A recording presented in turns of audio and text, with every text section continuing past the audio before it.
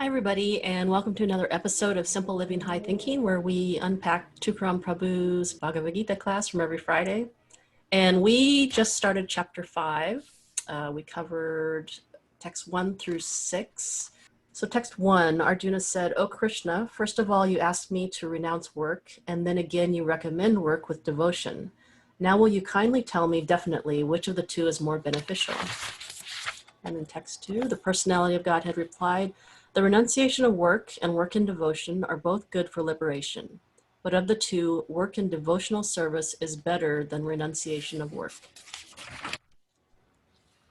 One who neither hates nor desires the fruits of his activities is known to be always renounced.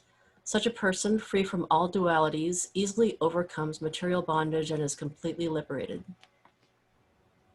Only the ignorant speak of devotional service, or karma yoga, as being different from the analytical study of the material world, sankhya. Those who are actually learned say that he who applies himself well to no one of these paths achieves the results of both." And in text 5, one who knows that the position reached by means of analytical study can also be obtained by devotional service, and who therefore sees analytical study and devotional service to be on the same level, sees things as they are. Merely renouncing all activities, yet not engaging in the devotional service of the Lord, cannot make one happy, but a thoughtful person engaged in devotional service can achieve the supreme without delay. So, Great. Tadeo, would you like to set the scene or give a little more context, or we can jump into the verses? How would you guys like to approach it? Sure. Well, thank you for reading it. That's such a nice reading of the text. And in terms of context, I think we can do a super summary of where we stand now. So again, as mentioned, this is beginning of chapter 5. Chapter 2, we learned that we are not the material body, but we are spiritual souls. Chapter 3, we learned that, okay, with that knowledge, I'm going to do my duty and not be attached to the results. Actually, I'll take that back. Chapter 2, we learned that we are not the material body, but the spirit soul. Chapter 3, because Arjuna couldn't really wrap his mind around that, Krishna then introduces the point that, okay, you should do your duty. Armed with that knowledge that you are spirit soul and not the material body, you should do your duty and not be attached to the results. However, Arjuna couldn't fully grasp it. So then Krishna says, okay, then just understand you're part of something greater and do some sacrifices for a higher cause. But do still have some expectations of some results. Whereas in chapter 4, Krishna is now saying, well, no, do the right thing, meaning sacrifices for higher causes, your duty and not be attached, and know that you are not the body, but also do that for the right reasons. So it's not only enough to do your duties, but also do it for the right reasons and sacrifices for the right reasons. So that was chapter 4. And that is taking us here to chapter 5. Again, this is super high level. We've been unpacking these things for quite some time now. It's just to give a little bit more context. And then now in chapter 5, as Kim just so nicely read, Arjuna expresses a doubt again. And he accuses Krishna again, saying that, hey, first you recommend to renounce work, and then now you're recommending to work with devotion.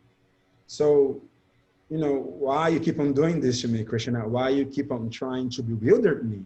So please tell me definitively which one of these is most beneficial, right? So then now we are being introduced to chapter 5 by Arjuna again expressing a doubt like that. That's a little bit of the context. Would you like to catch that, Rangi? I will. The only thing that I do want to bring up before we continue, but that was awesome. I really loved your broad strokes through the chapters. I think it really helps us kind of like visualize what each chapter was focused on. Obviously, there are so many other details, but like you said, we have been unpacking it. So please, if you don't know what we're talking about, go back and listen to the episodes before, because we do go into a lot of details about each part of it.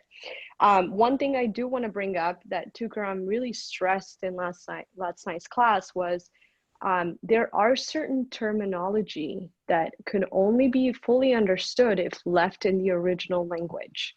And obviously it's Sanskrit.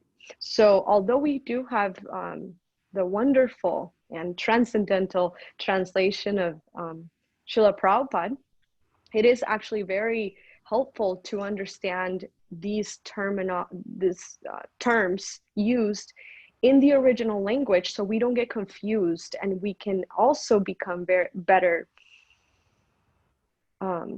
scholars, I guess, on the Gita to really understand what each concept really means, and what Krishna means by using each concept individually. So what I mean by that is, text 1, Arjuna's asking about renouncing work, which really is sannyas, and then work with devotion, which is Prabhupada's translation, which really Krishna's talking about yoga, karma yoga. And so I know that we have been talking about these terms before, and this helps because it helps us see how each of the terminology is being evolved by Krishna in each chapter. And so what Arjuna's asking is, well, I'm confused again. You're saying you asked me to do sannyas, to stop all work, right? Which is really the opposite of yoga, or karma, which is action. But then you recommend acting in this world, doing our duty. So which one is it? Which one of the two? Is it sannyas or karma yoga, right? And so I just wanted to bring that up, and maybe when we are, we should, I guess, maintain those terminologies in Sanskrit, and that way I think it'll be helpful for us to understand the evolution in an easier way than if we just focus on the translation, although the translation is really beautiful, because it really does culminate into devotional work, right? Ultimately, it is karma yoga becomes devotion, work in devotion, work with love. But for now, Arjuna is just simply saying, you asked me to renounce work, and then you say that you recommend work with devotion. So which one is it? So is it sannyas or karma yoga? That's all. I just wanted to bring that up. So as we went over these verses in class, something that became highlighted in my mind is that this is the second time that Arjuna is expressing doubt, and in one sense telling Krishna, hey, be more clear, like, be more definite, and tell me straightforward, like, what is it? Like, what should I do? Help me, right? And certainly Krishna does not fail to do that, because he says, all right, in the second text, as Kim read, the personality of God had replied to Arjuna's question, the renunciation of work and work in devotion are both good for liberation. But of the two, work in devotional service is better than renunciation of work. So that's a definite answer right there. And like you mentioned, Varangi, so Krishna is saying not sannyas, but karma yoga of the two is better. So that's a definite answer. But Krishna doesn't stop there. Then he goes to text 3, 4, 5, and 6, as we read it in the beginning, and he expands on them. And he adds more information to that clear and definite answer to Arjuna's question. And that forced me to think that Krishna, as a brilliant teacher and someone who really cares for us, is not interested in giving us a elementary or incomplete answer. He's giving us a complete answer, but he's expanding on it so much, which to me, if I try, of course I cannot, but I enjoy trying to understand Krishna's motives, see why Krishna is doing something, why is Krishna saying something. And to me, it's quite apparent and self-evident. In fact, because late in chapter 18, Krishna does talk about a person who is studying this conversation of ours is very dear to me. So the point that I'm trying to make here is that by Krishna giving a definite answer and then expanding on that answer with more details, to me, self-evident and clearly shows that Krishna wants us to use our intelligence for something that is higher than animals can do. We are told that the human birth is very rare to attain. And here we are in these human bodies. So now what do? Do we spend our intelligence talking about who is the greatest of all time, Michael Jordan or LeBron James? Which is quite entertaining, but it's not really good usage of our intelligence. Do we use our intelligence to eat, sleep, mate, and defend slightly better than the animals? And even better is questionable, but anyways, is that it? Is that all that we're supposed to do with our God-given intelligence that is very rare to obtain, and that it is obtained in the human form? So by Krishna giving a definite answer and then adding more to it, making it more complex, almost making it seem as if it is a paradox, it clearly shows to me that Krishna wants us to be intelligent. Krishna wants us to take the reading and the studying of these scriptures seriously, because there will be benefit for us. In fact, we are discussing here on text 4, Krishna talks about sankhya. Sankhya, even in the text itself, is being explained as the analytical study of the material world, with the end result being this phenomenon of the material world. They are temporary and they're material, whereas I, the individual soul, I am infinite and I am spiritual. So that type of analytical study is for our benefits. And Krishna really wants us to get into it and understand it and talk to one another and expose our doubts, and not only be told by our teachers that, oh, hey, you know, these concepts are really esoteric and not for you to understand, which is more or less the spirit I got from practicing Christianity in the earlier part of my life. God works in mysterious ways and is not for you to understand. This is being contrasted here. This is God himself talking to us. He's giving us a definite answer, and then he's expanding on them, expecting us to know, expecting us to study. And also, one of the main goals of Bhakti Yoga, which is definitely our ultimate goal here as devotees in the Hare Krishna movement, is that our mind is 100%, undeviatingly and without stop, always engaged and observed in thoughts of Krishna. And this would be a very natural way in which we can exercise that type of devotional service. We are studying the scriptures. We really get into it. We are reading these things that seems paradoxical in the surface, but after using in our human intelligence for the right purpose, understanding that actually there is no paradox, and Krishna is that brilliant, and he cares about us that much. And he's giving us all this thick truths for us to dig through and understand it and evolve from there. So that's something that I got from these 6 texts together. Thank you. That was so good. Thank you so much. I really liked how in your explanation of how important it is for us to become educated in the study of these words and really topics, you know, transcendental topics, but that are so loaded with philosophy. How by doing that, we are going to become more conscious of God. All right, or we'll be able to develop that divine consciousness, so that one day we can always be thinking and meditating on that supreme person that we call Krishna. And it's also the same thing that Krishna has been preaching or presenting this far in the Gita, which is a combination of cognitive and behavioral aspects of living, right? And so cognitive meaning internal, mindful, like you're regulating and training your mind through the cultivation of knowledge, which is sankhya, right?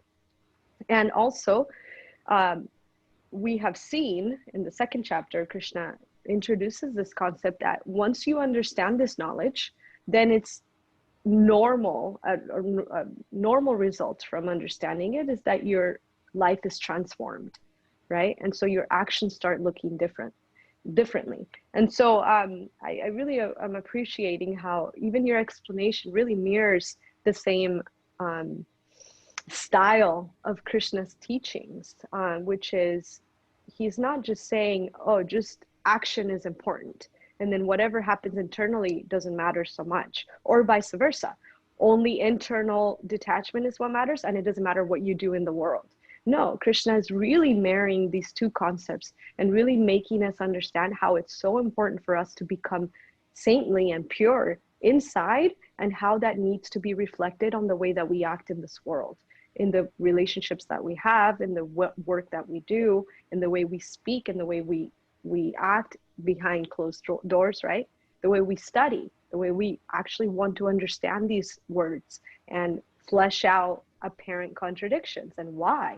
And then all these things will hopefully, bring us closer to a deeper understanding. And in this way, our internal world and our external world become one. There's no such a big gap anymore. And when we think about it, that's really what a true yogi is described as. Their internal life is just the same as if they were in front of millions of people. They would act the same, say the same thing, and think the same way.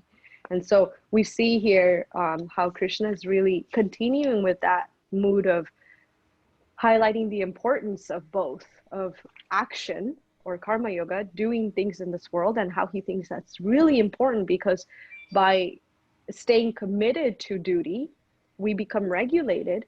And then not just that, but we're also cultivating knowledge, transcendental knowledge, through the right sources. And then by the increasing, I guess, of this knowledge or deepening of this knowledge, then your action also starts becoming more pure and helpful for spiritual life or self realization. And so here in text 4, chapter 5, Krishna is really making it very clear. It's like only the ignorant, only people that really don't know, they're like less intelligent, like Bala, children, to Grams explained. They speak of karma yoga as being different from sankhya. So it really shouldn't be different, because if you're doing the work correctly, whatever you're learning should be mirrored by your actions. And even if you need to do your duty and still be attached, that's okay. As long as you're continuing to cultivate that knowledge, eventually you're going to still do your duty and not be attached, as we have heard from the 3rd chapter, where Krishna explains how even somebody that's perfectly situated in knowledge, and they understand that I no longer have to do anything, they still engage in action for setting an example for other people. And then he gave himself as the greatest example, right? How being the supreme person, he doesn't need to be working in this world or engaged, but he still does, because he is the greatest example. And if God is not going to set a good example, then why would he be hypocritical to expect everybody else to do what he's not doing, right? He's not the type of God that would be like, do as I say and not as I do, right? No, we see how Krishna is really in the trenches with us. It's like he puts himself here, so we're able to connect with him, but at the same time, never lose sight of where we're going. And so, text 4 makes it very clear. We should not think of karma yoga as being different from sankhya. They should be married. They should be hand in hand, just like faith and works are one. And it's not okay to just have faith and not work in this world properly, as well as it's not good to work really nicely outside, but internally you're still angry and lusty and greedy and envious, right? We're trying to do both things at the same time. Yeah, I just wanted to add to that initial description of those 4 texts. I'm really fascinated by this conversation, because like Sosa mentioned, it's not the first time that Arjuna is like freaking out, right? But also it's helpful to keep remembering that he's about to engage in war. It's not like he's just hanging out with his best friend, having lemonade and just talking about life. Like he's about to have to start a war where he has to kill his family members. He's not just bewildered for 5 minutes. He like actually doesn't want to fight. And so Krishna is giving him all this knowledge that he's obviously ready for, but he, in his transcendental illusion, like our devotees explain, right? He's divinely illusioned because he's a great soul, but Krishna has kind of set the scene so the rest of us could learn from this. And then we could see their conversation and how these questions are actually so brilliant. Like, yeah, Krishna, you said I should stop all work, but at the same time, you say that work is really the way to go. So which one is it? And then Krishna says, yeah, you should work and cultivate that knowledge. And if you see both as separate, you're not learning it properly. It shouldn't be separated. And that brings us to text 5. Yeah, I really like you breaking down the cognitive and behavioral, the thinking and the doing, and just both of you, how you kind of outlined Krishna's methods of teaching. It was really valuable in class last night when Tukram had pointed out, you really need to accept the seemingly contradictory statements that Krishna makes and not just gloss over them. Like, oh no, Krishna's not contradicting himself. He would never do that. Because I tend to go down that path, my blind faith background. And so it was really valuable to hear him say that, no, you're not really reading the Gita if you don't understand how Krishna's teaching and accept all these quote unquote problems and then see how he resolves them. It was really beautiful to me. So what a nice point. And he actually said it in these words, like, if you're not doing that work, then you're missing the magic when it happens, because Krishna is going to resolve it. And if you're glossing over it, when he resolves it, you're going to be like, okay, like, it's just another text, But if you really dive into that problem and try to work it out on your own without putting words into Krishna's mouth, obviously, but staying chaste to the text, when Krishna resolves it, your mind is blown. You're like, wow, like I'm actually in the presence of something divine, That's right. It's really amazing. Yeah, and I like how the cognitive behavioral aspect ties nicely to last week's class of, okay, doing yajna, if you do just more yajna, more sacrifices, doing more devotional actions per se, then eventually your cognitive, your inner mentality will catch up, so to speak. So yeah, and I want to go back to the point of cultivating knowledge, right? It's being contrasted here with karma yoga, being the action, the behavioral part, whereas the cognitive being sankhya.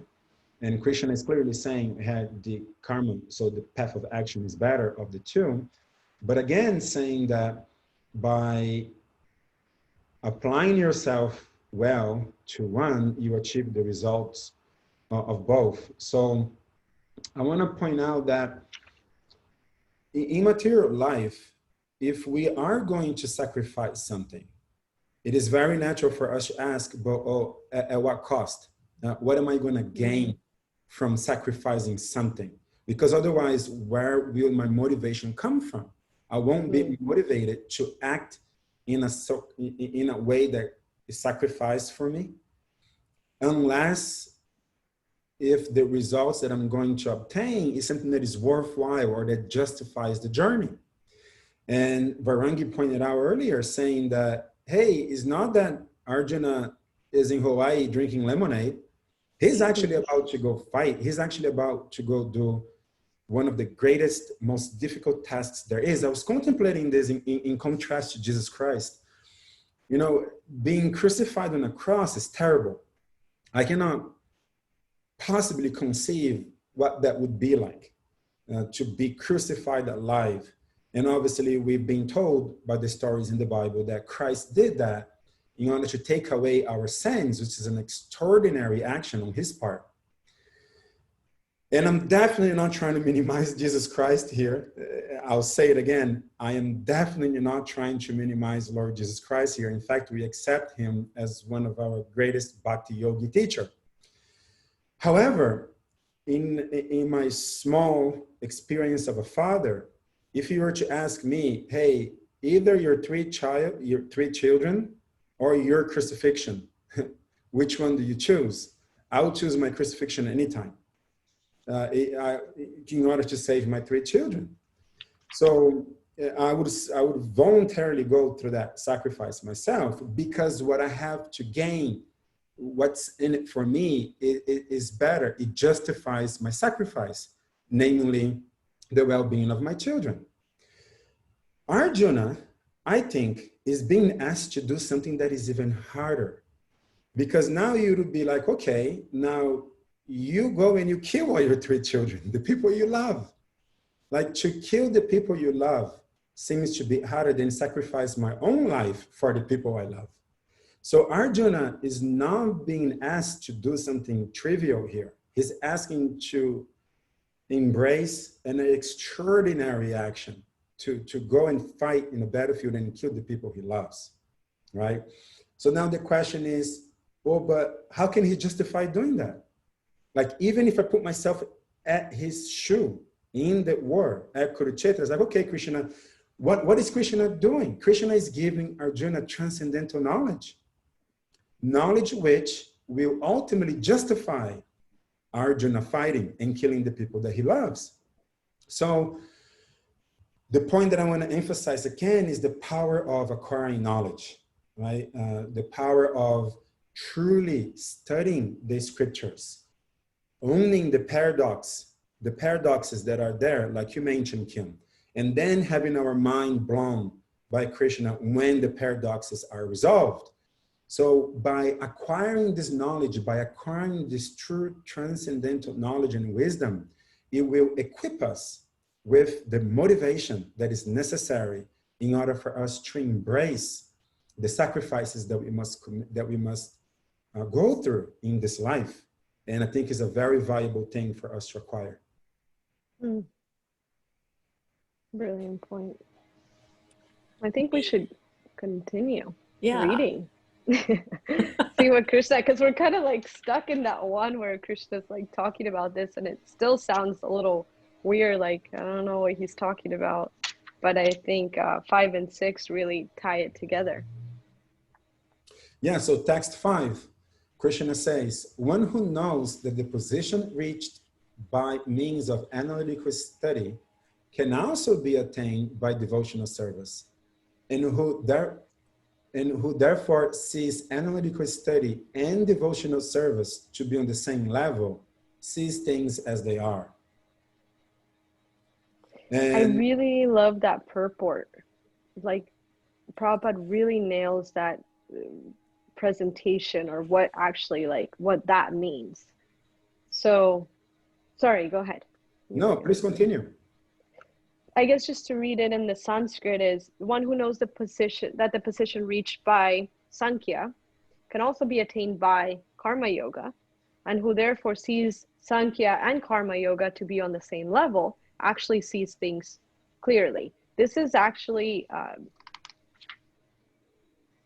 like the other side of that coin. Like, text 4 was, no, you should not understand it to be different. They should be the same. And then text 5 is actually, to understand it perfectly is this. And so that's what Krishna just explained. Prabhupada explains it. He says, the real purpose of sankhya is to find the ultimate goal of life. Since the ultimate goal of life is self-realization, there is no difference between the conclusions reached by the two processes. By sankhya philosophical research, one comes to the conclusion that a living entity is not a part and parcel of the material world, but of the Supreme Spirit whole. Consequently, the spirit soul has nothing to do with the material world. His actions must be in some relation with the Supreme. That makes it so clear, right? When he acts in God consciousness or Krishna consciousness, he is actually in his constitutional position. So the soul is actually acting the way that we were made to act when we connect something from our action to God, right? Or we offer it. In the first process, sankhya, one has to become detached from matter. And in the devotional yoga process, one has to attach himself to the work of Krishna consciousness. So we see here the explanation of how both processes really entail detachment from what is not and attachment to what is. And once we do that combination, then we can actually find peace and happiness, because we're ultimately spiritual beings. Factually, both processes are the same, although superficially, one process appears to involve detachment and the other process appears to involve attachment. Detachment from matter and attachment to Krishna are one and the same. One who can see this sees things as they are. So it's such a clear explanation of Krishna's brilliance, really. It's like, okay, Arjuna, don't get all wrapped up and entangled and confused. It's really simple. I've already explained to you. You act in this world, you have to do your duty, because this will help you upgrade. And you cultivate knowledge, right? And by doing both, works and faith, you're gonna reach self-realization. And actually, you shouldn't think of those two things as separate. They have to be understood as one, because when you think about it, when you take the time to meditate on what I've explained, you will realize that the conclusion of these two things, sankhya and karma yoga, lead you to the same place if done properly. So you don't have to give up this world. Actually, you shouldn't. You shouldn't give up your dharma, your duties, your responsibilities. You should continue to act in this world, but do it for the right reasons. And we see here how Prabhupada really explains that well.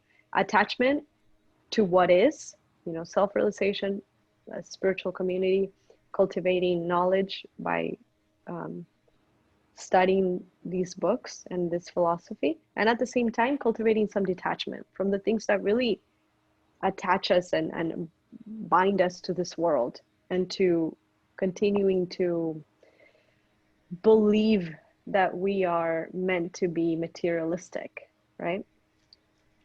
And then, would you guys like to add anything to that text?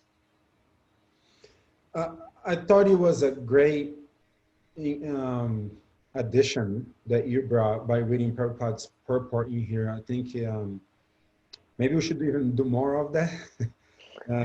It's definitely, it sheds a lot of light. Prabhupada, obviously, his purports are very piercing and very educational. So my only comment is to say thank you for having the vision to bringing Prabhupada's purport in here, because it does make it even more apparent to us, people less capable of seeing Krishna's brilliance in just one or two sentences.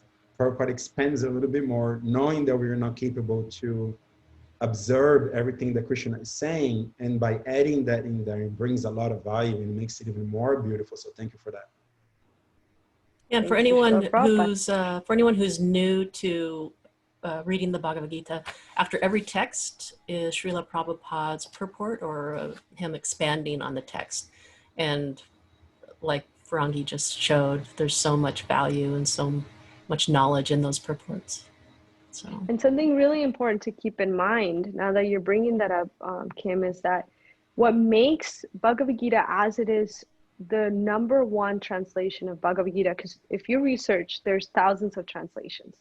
What makes this translation the best is the fact that Srila Prabhupada, our translator, he did not alter the translation for his own benefit or to make some money or to gain some followers.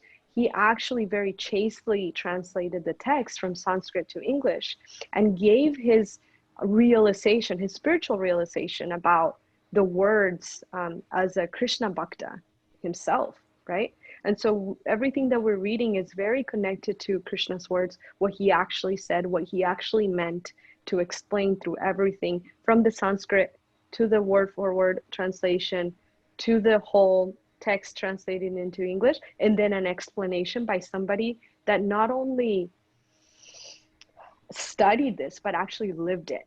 And so everything we're talking about, actually Prabhupada embodies all of it. And so when you're reading this translation of Bhagavad Gita as it is, you're actually getting so much more than you would ever get through any other translation. And you're really saving yourself a lot of trouble by not reading other translations that could have been translated for ulterior motives and for other reasons other than self-realization. So we highly obviously recommend this translation. It's really bona fide and chaste to the text and to the Sanskrit. And you can see that by the word for word translation. And yeah, it's wonderful, like you both said, which is also what I feel. His purports or explanations are just so like, oh, that's what it means. It's like he's translated into English, but it's not even a language barrier. It's like a spiritual barrier. We're so, a lot of us, are so dull that even we speak the same language and it doesn't pierce. And so by going to class, listening to class on Fridays, hearing from another person that's very Bhagavad Gita himself, right? He leads such a life. And then he has a teacher that studied under Prabhupada, and Prabhupada studied under his guru, and everybody's connected. We're really not only just getting one translation, it's like thousands upon thousands of years of self-realization about this text. And we're getting it just like in our fingertips, And then we're talking about it. It's like, it's just so mind-blowing. Anyway, I just wanted to add that. I want everybody to know that we really have a treasure. And a lot of times we need somebody else to kind of explain what it took for us to get these books, for us to be able to really appreciate it. And it certainly took that much for me to appreciate it. It wasn't just a book that somebody just printed off the internet, whatever somebody put together in 1 week. It's actually thousands of years in the making, and it's all come down through a chain of pure representatives. And it's really wonderful. I feel really grateful that we have the opportunity to read from this. So thank you for bringing that up. Yeah, well, thanks for the explanation too, because I was confused when I actually bought not an incorrect copy, but a less desired copy. Another translation? Another translation of the Gita when I first started coming to the temple. So it would have been helpful to know this information. I want to give an actual example of what we're talking about here, because it really sounds like we are salesmen here, right? Of Bhagavad Gita. Yeah.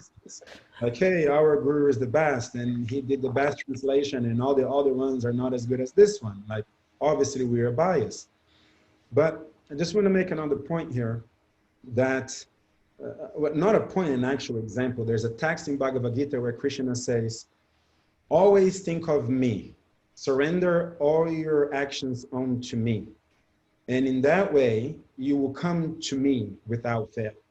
So Krishna says me 3 times. Think of me, surrender all your actions unto me, and in that way you will come to me.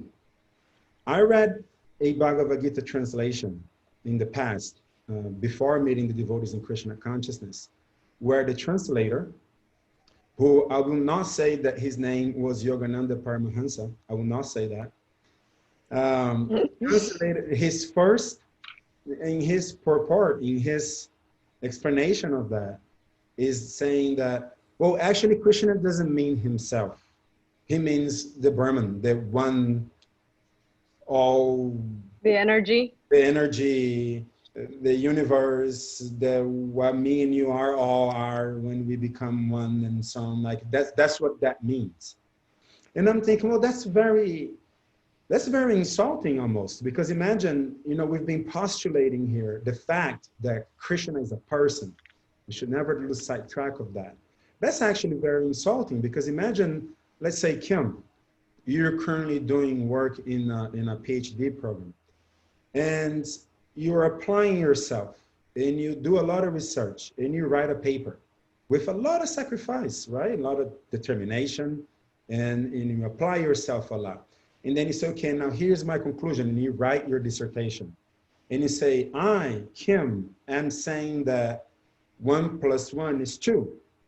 And then now sometime in the future, some person with another motivation, like Veronica said, whether it is to gain followers or make money or whatever the ill motivation may be, the person comes and says, well, actually what Kim meant is that 1 + 1 is 3, is not really 2.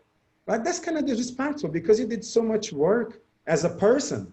You did so much work to actually articulate your teaching in the way that you want. You have a voice, you are a person, you have your own opinion, and you're saying, this is what I think. And then some years later, I come in and say, oh, that's not what she meant. She meant this other thing. Well, that's almost disrespectful, insulting to Krishna as a person. So that's what we mean here. There are translations that we're translating from Sanskrit to English. I know very little people that know Sanskrit walking around in the Western world. So we are fully dependent on those who do know Sanskrit and are translating it for our benefit. And the subtitle is Bhagavad Gita as it is. Enhancing the point that Varangi made is that Prabhupada has as its main priority is staying chaste to the text.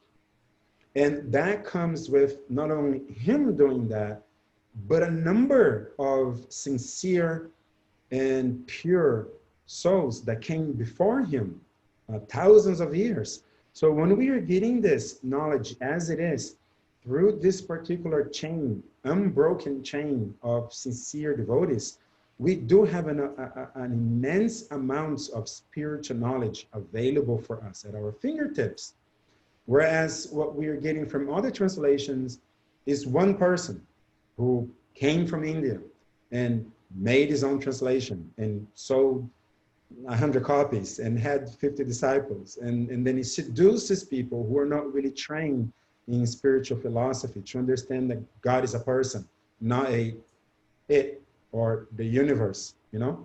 So I just wanted to make the point, why is it that we feel that Bhagavad Gita as it is truly would give one who is sincerely seeking for spiritual knowledge the best knowledge? Thank you. That was I love this topic because it's so popular nowadays also for people to feel, well, that sounds a little like, selective, or you guys are like a little, sectarian. It's like your group, like you mentioned, and it really isn't. I think you brought up a great point. And the example that I can think of the most that I think everybody really could relate to is we want to hear and read stuff that's true. It's like nobody wants to sign up for a podcast or a newspaper, if those are even in circulation anymore, to read a bunch of lies. Like, come on. But we also hear that for people that want to be cheated, that there is a cheater out there waiting to cast that net. And if you want to be cheated, you will find somebody to cheat you. And I thought that was so, like, it was a hard pill to swallow. And also it was like so refreshing, because it's like, it's the perfect opportunity for you to look at what your intentions are. Is my intention to find the truth? If it is, then you have to develop that critical thinking. You have to start studying and like really become educated. So when you come across a real tradition, you can really appreciate it. And when you come across a tradition that's not real, that's bogus, like we call it, then you can also realize it and really not fall for it. And so an example that really comes up to me in my head that's like powerful is how history is written by the people that publish the books. It's like, how many times have we read about stuff that we know wasn't true or isn't true, but the history book tells it in a different way. It's like so enraging. It's so frustrating. It's like, oh my gosh, no, Columbus did not do that. Let me tell you what Columbus did, because I came from a land where Columbus did this, this, and that. And this I know because of my ancestors. And so that's just an example. But yeah, really, it really comes down to that. So we really appreciate when we get something that's based on truth, and that we at least can trust that whatever they say, even if we don't like it, at least it's the truth, right? It's like there's a lot of stuff that we come across that's like, well, I can't really accept that yet. But it's like, at least you know that is the truth because you have the word for word translation. We all have access to a Sanskrit dictionary. You can go back and do your own research, and then it all comes back to, oh yeah, that checks out. That is actually a real, like, bona fide translation. The fact that you don't like the truth, that's a different story. But at least we can start off with having that initial trust in the book that we're reading, that whatever you're going to come across is the truth. Now it's up to you to put in some skin in the game to develop that faith, not blindly, but by undergoing the process. I mean, I can't think of, honestly, and I've been through college, I have a college degree, I have a post-college degree and other stuff.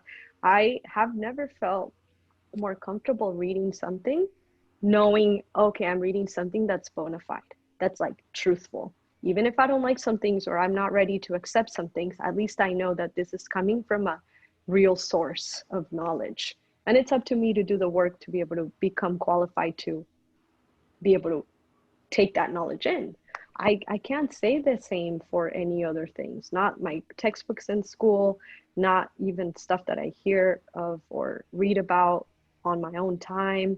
You know, everything is so polluted nowadays because everybody's just trying to be put their own ulterior motives as the forefront or the focus of what they're doing. And here, that's not the purpose. The purpose is to share the truth. And I think that's really what makes these texts so valuable. I really like that you brought up that example because I had an experience in my life which I never connected to this exact point that we were discussing here. And I just now did as I was listening to you. And I hope that at some point, some of my fellow countrymates, Brazilians, would be listening to this. In school, in Brazil, I was taught that a gentleman by the name of Carlos Drummond de Andrade was the first person to fly ever on planet Earth. And I learned this in school, and I was fortunate enough to be sent to a private school, which is, being Black in a third world country is not so common. But through his effort, my father managed to send me through it. It's a reputable school. And this is knowledge that I got from the textbook that they had me buy and study, and that was part of my history courses. And you know, by the time I turned 18, I moved to the United States, and I'm here living with my host family, and I happen to live with my coach for 6 months, whose wife still is a very intelligent woman. She really likes to study. She's like a Brahmin by nature. And we're having a conversation about great people that did great thing, and she mentioned, yeah, and the White brothers, who were the first ones to fly, did a phenomenal thing. And I was like, you seem to be such an educated woman. Why would you make such an ignorant comment? Everybody knows that Carlos Drummond was the first person to fly. And she told me, who is that guy? No, everybody knows that it was the White brothers who first flew. And I felt terrible. And the point you made, Varangi, is very piercing. If you want to be cheated, you're going to find a cheater. Like, if you want to be prideful of my country, my culture, my group, you're certainly going to find somebody who's going to cheat you into thinking that, yes, this less than noble truth, untruths are true, because you're just seeking to be cheated. And that's not true. And I felt terrible. This was a little bit prior to the bloom, like the ultimate bloom of the internet. So it wasn't that I could go to Wikipedia and look up White brothers real quick and see, you know, which year they flew. And it turns out, as a factual reality, that Carlos Drummond was one of the pioneers, but he was the third. He wasn't even the second. And the first were the White brothers, the second guy I forgot, and he was the third. You know, so that's what we're talking about here. Do we really do you want the truth? To the point that you're gonna let go of your biases. I wanted the Brazilian guy to be the first one to fly. Of course I wanted that, you know? Right. Just I can rightly brag about the fact that Brazilian soccer is the best in the world, and it is. I second that. I wanted to brag about the fact that I was the Brazilian guy who first flew. It's just that that wasn't true. And I had to accept that if I'm looking for truth, I have to let go of that and look for the right source. Like you said, people, they write history, they do so by publishing books.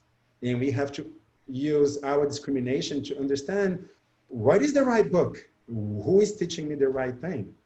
So what are the qualifications of those writing those books? exactly.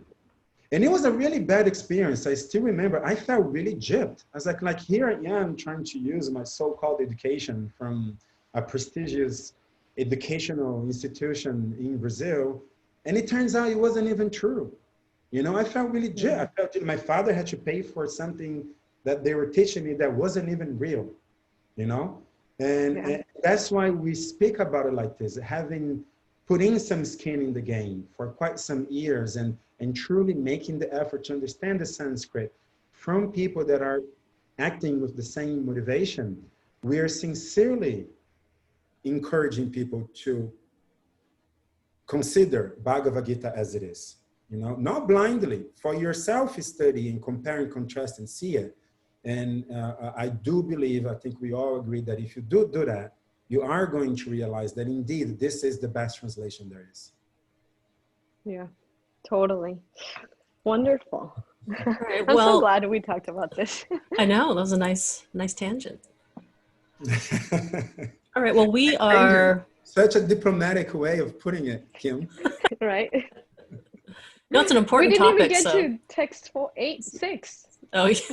Well, we should read text 6. Go ahead, Varangi. Merely renouncing all activities or merely engaging in sannyas, yet not engaging in sankhya or devotional service of the Lord cannot make one happy, but a thoughtful person engaged in karma yoga, or sankhya, I guess, karma yoga, can achieve the supreme without delay. So we see here how Krishna finally married both and really explained why, and how one without the other is really like a train track with just one track, be lopsided. So how you need both in order for the train to function properly, and how renouncing everything, it's not the way to go. You will not be happy. You need to cultivate also doing your duty, and that will eventually become service to the Supreme, at least in this chapter. So yeah, I think that those 6 texts actually, like, it problematizes something. Krishna gets to go deeper into explaining it, and then he obviously resolves it by letting us know conclusively, or Arjuna, how it's both, and actually you shouldn't give up action. You have to act in this world for our own good. Although there may be somebody out there that's ready to give it all up, we have this far in the Gita, we've only heard that the best way to do it, to continue in self-realization, is by making our external world match our internal world by cultivation of knowledge and acting properly or for the right reasons. That's it. Sadhu, sadhu. All right, well, thank you, everyone, and thank you to the listener who shared this time with us. We really appreciate you tuning in, and we'll see you next week. Hare Krishna. Yeah. Hare Thank Krishna. you. Hare Krishna.